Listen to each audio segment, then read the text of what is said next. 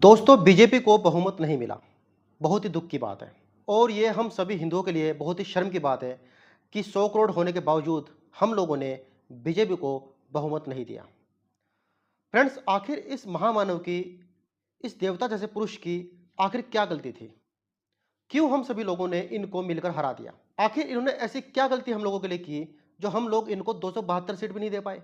2014 से पहले भारतीयों की विदेशों में कोई इज्जत नहीं होती थी। कोई आदमी अगर कहता था कि मैं इंडियन हूं तो उसका मजाक बनाया जाता था। इन्होंने वो हिम्मत, वो रिस्पेक्ट हम लोगों को दिलवाई कि आज हम गर्व से होकर विदेशों में कहते हैं कि हाँ, मैं इंडियन हूं और लोग हमारी इज्जत करते हैं। क्या इनकी ये गलती थी?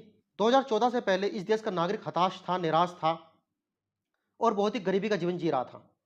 उसको बिल्कुल भी उम्मीद नहीं थी कि इस देश के हालात किसी दिन बदलेंगे। ये देश किसी न किसी दिन अपने गौरव को प्राप्त करेगा, इस देश की अर्थव्यवस्था सुधरेगी, किसी को बिल्कुल यकीन नहीं था। लेकिन नरेंद्र मोदी जी ने ऐसा करके दिखाया और आज हमारी अर्थव्यवस्था बहुत ज़्यादा अच्छी चल रही है और आज गरीबों को सम्मान मिल रहा है, गरीबों को घर मिल रहा है, गरीबों को राशन मिल रहा है। क्या ये इनकी गलती है कि ये गरीबों के जीवन में सुधार लेकर आए? 2014 से पहले किसी को भी ये उम्मीद नहीं थी कि इस देश में एक दिन राम मंदिर बनेगा। पिछले 500 साल से हम लोग प्रतीक्षा कर रहे थे और न जाने कितनी पीढ़ियां हमारी खप गई इस राम मंदिर को देखने के लिए। और ऐसा संभव हो पाया माननीय नरेंद्र मोदी जी की सरकार में। उनके ही कारण राम मंदिर बन पाया। तो क्या ये इनकी गलती है जो इन्होंने राम मंदिर हमको बनाकर दिखाया? 2014 से पहले देश में इतना भ्रष्टाचार था कि कांग्रेस सरकार भी ये एक्सेप्ट कर चुकी थी कि वो 1 रुपया भेजते हैं और जाते जाते वो 15 पैसे मात्र गरीब के खाते में जाता है, गरीब को मिलता है। और आज डायरेक्ट केंद्र सरकार 1,000 रुपये अगर भेजती है तो डायरेक्ट गरीब के खाते में ट्रांसफर हो जाता है। कोई बीच में बिचौलिया नहीं है। तो क्या इतना बड़ा वो परिवर्तन लेकर आए? क्या ये नरेंद्र मोदी जी की गलती है? क्या ये बीजेपी की गलती है? जब नरेंद्र मोदी जी ने यूपीआई का आह्वान किया, यूपीआई जैसे कि आप गूगल पे, फोन पे, पेटीएम चलाते हैं, इनके बारे में कानून लेकर आए तो उनका कांग्रेस वालों ने मजाक बनाया। पी चिदम्बरम ने संसद में खड़े होकर कहा कि जो ठेले वाला, रिक्शा वाला या कोई सब्जी वाला या कोई छोटे छोटे वेंडर जो सड़क पर बैठे रहते हैं, उनको पैसा कैसे पहुंचेगा, उनके खाते में पैसा कैसे पहुंचेगा? क्या उनके ऊपर कोई इंटरनेट लगा है? क्या वहां पर कोई बिजली का खंभा लगा है जो उनके खाते में डायरेक्ट पैसा ट्रांसफर हो जाएगा?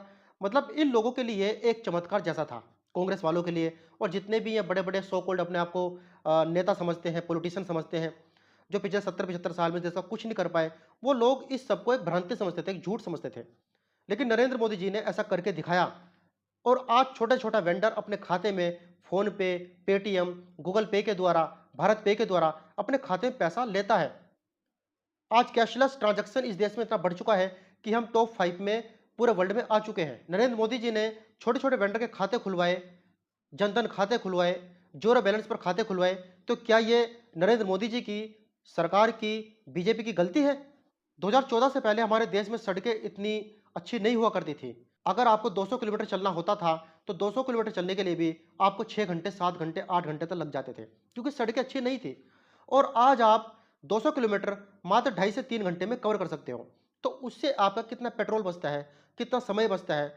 मान लो आप कहीं आज जाते हैं 200 किलोमीटर, तो पहले क्या होता था कि आज आप जाओगे, कल वापस आओगे। लेकिन आज के दौर में आप ऐसा कर सकते हो कि आप आज ही जा सकते हो 200 किलोमीटर और अपना काम धंधा खत्म करने के बाद आप दोबारा आज ही वापस आ सकते हो। तो क्या ये नरेंद्र मोदी जी की गलती है कि उन्होंने इतनी अच्छी-अच्छी सड़कें बना कर दी इस देशवासियों को? नरेंद्र मोदी जी 2014 के बाद 10 साल में गरीबों को दुनिया भर के घर दे चुके हैं, करोड़ों लोगों को घर मिल चुका है, माताओं बहनों को गैस सिलेंडर मुफ्त में मिल चुका है, 1 करोड़ से ऊपर लखपति दीदी बन चुकी हैं, राशन हम लोगों को फ्री मिला। कोरोना काल में जहां बड़े बड़े जो डेवलप्ड कंट्री थे, वो सब लोग उनकी कलई खुल के सामने आ गई। उन लोगों के यहाँ लाशों के ढेर लग गए, उन लोगों को वैक्सीन नहीं मिली, उन लोगों को जो जरूरी चीजें होती थी वो नहीं मिली। लेकिन कोरोना काल में भी हमारी अर्थव्यवस्था ना तो डूबी, हम लोगों को जरूरी चीजें थी वो मिली, वैक्सीन हमें मुफ्त में लगी, हमें जो मास्क चाहिए था, ऑक्सीजन सिलेंडर चाहिए थे, वो सभी मिले, हॉस्पिटल में हमारी अच्छी खासी सुविधाएं मिली। तो क्या नरेंद्र मोदी जी की गलती है कि उन्होंने कोरोना काल में भी इस देश की पटरी को गिरने नहीं दिया, इसको संभाल कर रखा? किसी को उम्मीद नहीं थी कि धारा 370 खत्म हो सकती है, किसी को ये उम्मीद नहीं थी कि 3 तलाक का कानून खत्म हो सकता है। लेकिन नरेंद्र मोदी जी ने अपने दम पर ऐसा करके दिखाया। और क्यों करके दिखाया? क्योंकि उनके पास मेजोरिटी में बहुमत था और बहुमत के दम पर वो कोई भी कड़ा फैसला ले सकते थे। और जो उन्होंने 10 साल में लिया, उन्होंने नोटबंदी की, उन्होंने जीएसटी लगाया, नोटबंदी करने से कितना फायदा हुआ? आज पाकिस्तान कंगाल हो रखा है। आज यहाँ पर आटे दाल चावल के लिए लोग रो रहे हैं। जो नकली पैसा भारत में पाकिस्तान के द्वारा चलाया जाता था, वो नोटबंदी के थ्रू खत्म हो गया था। आज बिना लड़े पाकिस्तान कंगाल हो चुका है, उसकी अर्थव्यवस्था जीरो हो चुकी है। ये सब नरेंद्र मोदी जी बीजेपी के दम पर ही हुआ है।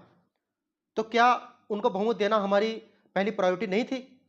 क्या हम लोग उनको 272 सीटें नहीं दे सकते थे? इस देश में 100 करोड़ हिंदू रहते हैं और 25 से 30 करोड़ करीब मुस्लिम रहते हैं। बाकी सिख, क्रिश्चियन, जैन समुदाय रहते हैं। मुस्लिम का वोट एकजुट रहा और जिन्हें उन्हें वोट देना था, उन्होंने उसको पूरा वोट दिया। लेकिन हिंदू घर से निकले ही नहीं और 100 करोड़ हिंदू होने के बावजूद भी मोदी जी को बहुमत नहीं मिला। वो 240 पर ही सिमट कर रह गए। आज हालत ये हो चुकी है कि उनको चंद्रबाबू नायडू और नीतीश कुमार के कंधों पर चलकर सरकार बनानी पड़ेगी और उनको विश्वास में लेकर ही सरकार को चलाना पड़ेगा। अगर वो कुछ भी कड़े कानून, कुछ भी कड़े फैसले इस देश के भले के लिए लेते, तो अब वो नहीं ले पाएंगे, क्योंकि उनको नीतीश बाबू और चंद्रबाबू नायडू से सलाह मशवरा करना पड़ेगा, तब जाकर ही वो कुछ कड़े फैसले ले पाएंगे। जिस दिन 4 जून को रिजल्ट आया था, उस दिन शाम को फिर नरेंद्र मोदी जी अपने पूरे बीजेपी के सांसदों के साथ बाहर आए। उन्होंने कार्यकर्ताओं को संबोधित किया। उनके चेहरे पर वो मुस्कान, वो हंसी और वो हिम्मत और वो गौरव का भाव नहीं था। कहीं ना कहीं वो अंदर ही अंदर रो रहे थे कि यार, मैंने इस देश के लोगों के लिए क्या कुछ नहीं किया, लेकिन उसके बावजूद भी मुझको बहुमत नहीं दिया।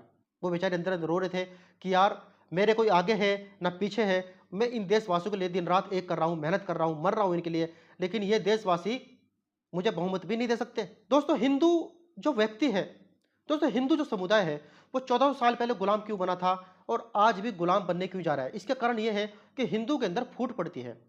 हिंदू हिंदू का ही काट करता है। हिंदू हिंदू के पैर पर ही कुल्हाड़ी मारता है। हिंदू को कोई आदमी गुलाम नहीं बना सकता। हिंदू अपने कुकर्मों के कारण, अपनी मूर्खताओं के कारण, अपने जेलसी के कारण खुद गुलाम बनता है। नहीं तो किसी की हिम्मत नहीं है जो हमें गुलाम बना सके। आप देखिए, 100 करोड़ हिंदू होने के बावजूद भी हम 272 सीट बीजेपी सरकार को नहीं दे पाए। कोई राजपूत बट गया, राजपूत ने किसी को वोट दे दिया, ठाकुर ने किसी को वोट दे दिया, ओबीसी ने किसी को वोट दे दिया।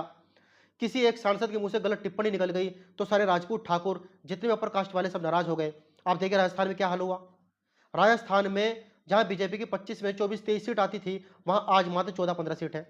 10-11 सीटों का नुकसान हुआ। जिस बीजेपी की 60 से 62 सीट 2019 के चुनाव में यूपी में थी, आज वहां पर वो मात्र 35-36 सीट पर ही सिमट कर रह गई है।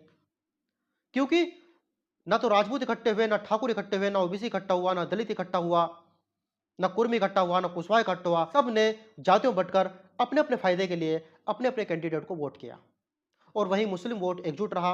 और देखिए, आज बीजेपी में अखिलेश की 37 सीट है।